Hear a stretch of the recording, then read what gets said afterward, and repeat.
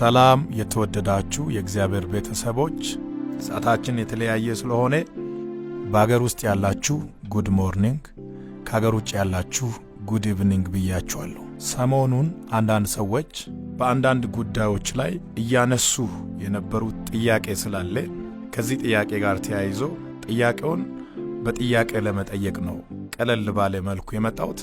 አንዳንድ ሰዎች እንደ ጫወታም ያነሳሉ፣ አንዳንድ ሰዎች ደግሞ ሲሪየስ አርጎም የሚያነሱ ሰዎች አሉ።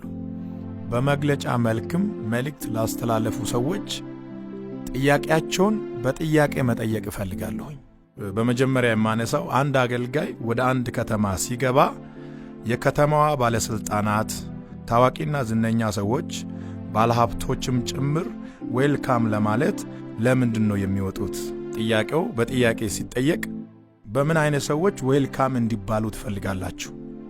አንድ አገልጋይ ወደ አንድ ከተማ ሲገባ 7 እና 8 ፓትሮል ለምን ያስፈልጋሉ የሚል ጥያቄ የምታነሱ ሰዎች በባጃጅ ታጅቦ እንዲገባ ነው የምትፈልጉት?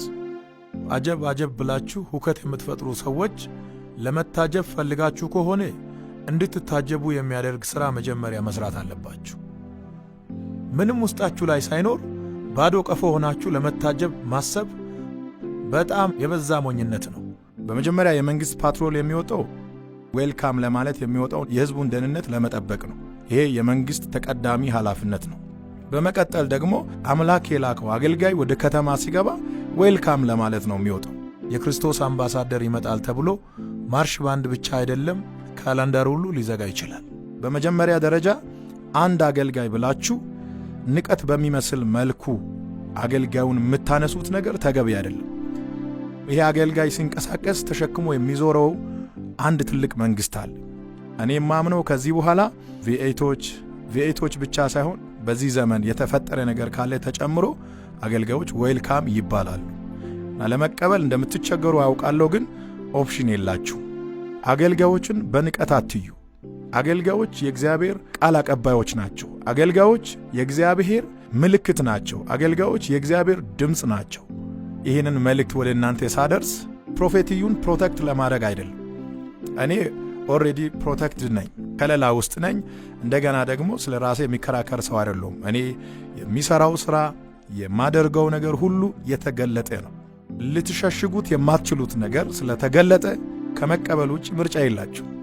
ከኋላ ለሚመጣው ትውልድ የምታስቀምጡትን ከርስ፣ የምታስቀምጡትን ቀይ ምልክት እንደማይቻል የምትናገሩትን ነገር እንደሚቻል ለማሳየት ነው። ሙሴ ኢያሱን፣ ኤልያስ ኤልሳዕን፣ ጳውሎስ ጢሞቴዎስን እንዳበረታቱ ሁሉ እኔም የሚቀጥለውን ትውልድ ማበረታታት እፈልጋለሁ። በማስፈራራትና በማስጨነቅ ቀጥለው የሚነሳውን ትውልድ ተስፋ ለማስቆረጥ የምትፈልጉ ሰዎች እኔ አለሁ። ከዚህ በኋላም ፊት ለፊት ቆሜ ለሚመጣው ትውልድ በር ለመክፈት ከፊት አለው። እግዚአብሔር ከትውልድ ጋር ይሠራል። እግዚአብሔር በትውልድ ላይ ይሠራል። የሚመጣው ትውልድ ትከሻው ከእናንተ ጋር እኩል አይደለም፣ በጣም ከፍ ያለ ነው። በአስተሳሰብ፣ በመረዳት፣ በእያንዳንዱ ብቃት የሚመጣው ትውልድ ራሱን የገነባ፣ ያነበበ፣ የተረዳ፣ የእግዚአብሔርን መንግሥት ጉዳይ በትክክል ጠንቅቆ የሚያውቅ ነው። አንዳንድ ሰዎች ዘመኑን በሚመጥን መልኩ መንቀሳቀስን እንደ ኃጢአት ያያሉ።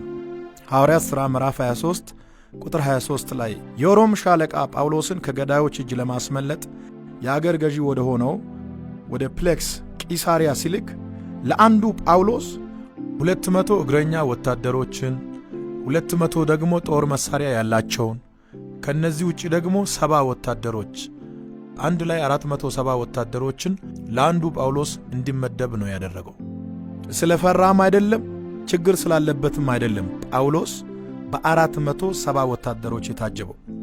7 እና 8 የመንግሥት ፓትሮል ለምን ይመደባል? በዚህ ልክ መታጀቡ ለምን አስፈለገ የምትሉ ሰዎች ለአገልጋዮች መንግሥታዊ የሆነ ፕሮቴክሽን፣ መንግሥታዊ የሆነ ከለላ፣ መንግሥታዊ የሆነ ዌልካም፣ መንግሥታዊ የሆነ ጥበቃ ያስፈልጋል። ለብዙ ሰዎች ሞዴል የሆነ ምልክት የሆነ ታላቁ ሐዋርያ ጳውሎስ በ470 ወታደሮች ታጅበዋል እያልኩ ነው። አይ እሱ የታጀበው እንደዚህ ስለሆነ ነው፣ እንደዛ ስለሆነ ነው ብለ ማስተባበያ ልሰራ ትችላል። እኔ እያልኩ ያለሁት ለአንዱ ጳውሎስ 470 ወታደሮች ተመድበዋል እያልኩኝ ነው።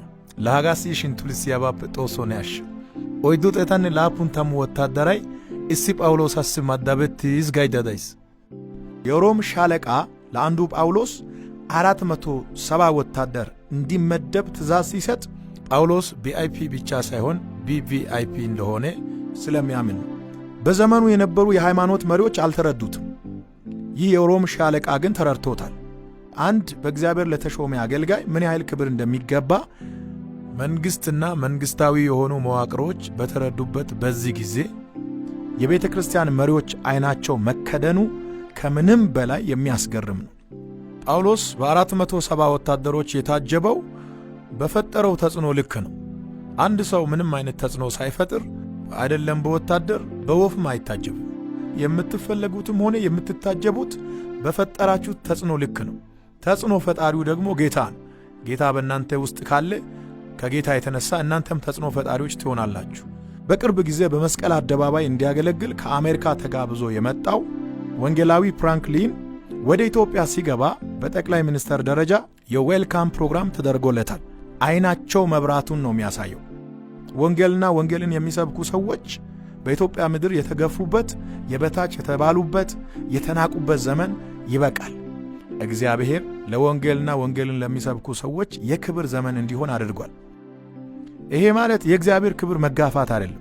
ቤቱ በዛ፣ ፓትሮሉ በዛ የምትሉ ሰዎች እግዚአብሔር በአንተ ኮልኮሌ እንዲታጀብ ነው የምትፈልገው? እግዚአብሔር በፓትሮል የሚታጀብ አምላክ አይደለም። ፓትሮሉም ለእኛ ነው። እኛንን የምንታጀበው። ከዚህ በኋላ በምድር ያለው ነገር ሁሉ ለእኛ ነው።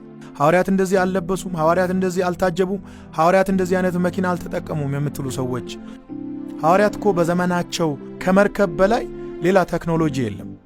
አለ የተባለውን መርከብ ተጠቅመዋል።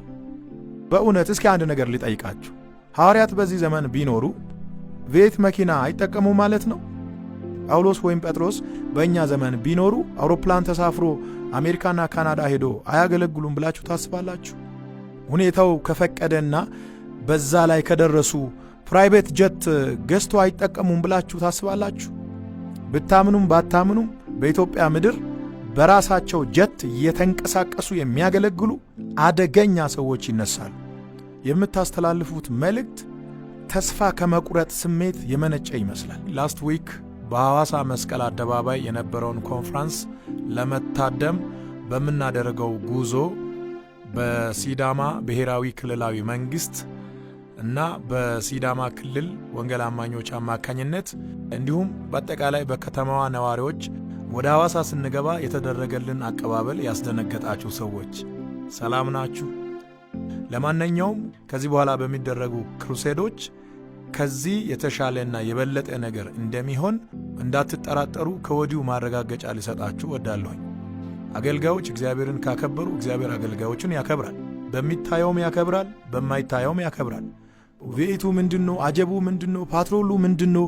ወዴት እየደን ነው ያላችሁ ሰዎች ያው በሰዓቱ ወደ መስቀል አደባባይ እየደን ነበርን። ከዛ ውጭ የትም የሄድነው ቦታ የለም። ከሐዋርያት ዘመን በኋላ ያልተቀየረው ጌታ ብቻ ነው። ሌላው ሁሉ ተቀይሯል። ትራንስፖርቴሽን በል፣ አለባበስ በል፣ የኑሮ ዘይቤ በል፣ ሁሉም ነገር ተቀይሯል። ያልተቀየረው ወንጌል ብቻ ነው። እሲስ ያሳያኒ ዲዲዮ ባይ ኡበከ መላሊያባ በኒ አትዳ ኢርፋንያን ዚንአግዬ እሷን ሜተታይ ዳቃግዬ አሳይ ጊ ዲዲዮ ባይ በታው ገለና ዘመኑ ሲቀየር ከዘመኑ ጋር ሁሉ ተቀይሯል። ቦልድ በሆነና ጠንከር ባለ መልእክት ተመልሼ እመጣለሁ። የበሻሻው አብይና የሾለው ነብይ በተራ ጫጫታ ይጠፋል ብሎ ማሰብ ተራ ቅዠት ነው። ለማንኛውም ይህንን መልእክት ለጓደኞቻችሁና ለቤተሰቦቻችሁ ቶሎ ሼር አድርጉ። ሰላም ቆዩልኝ።